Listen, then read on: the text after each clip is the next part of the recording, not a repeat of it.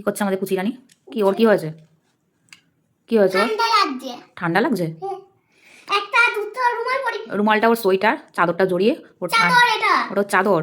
আচ্ছা, আর ওর ঠান্ডা লাগছে? তোমার ঠান্ডা লাগছে না? ঠান্ডা লাগছে। এখন ঠান্ডা লাগছে? পুরো শীতটা গেল, রাত্রিবেলাতে না কোনো ব্ল্যাঙ্কেট গায়ে না কিছু গায়ে, সারা রাত আমি ওর গায়ে টানতেই থাকি আর ও লাথি মেরে সরাতেই থাকি, একটুও গায়ে কিছু দেয় না। আর এখনও ঠান্ডা লাগছে যখন শীতটা কমে আসে। এত ঠান্ডা বলে ওর কোনো কিছুতেই ঠান্ডা লাগেনি, না সোয়েটার না চাদর না কিচ্ছু গায়ে দিত। শুধু এটাই ভালোবাসে।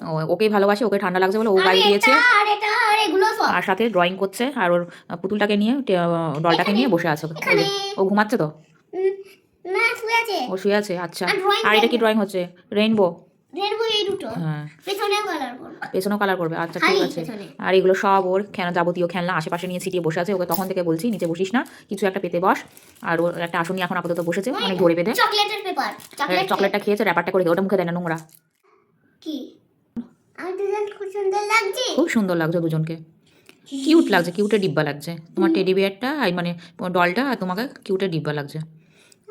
ডিব্বা বলবে না। কি বলবো, সুন্দর লাগছে তাই তো, কিউট লাগছে। আচ্ছা তুমি কালার করো।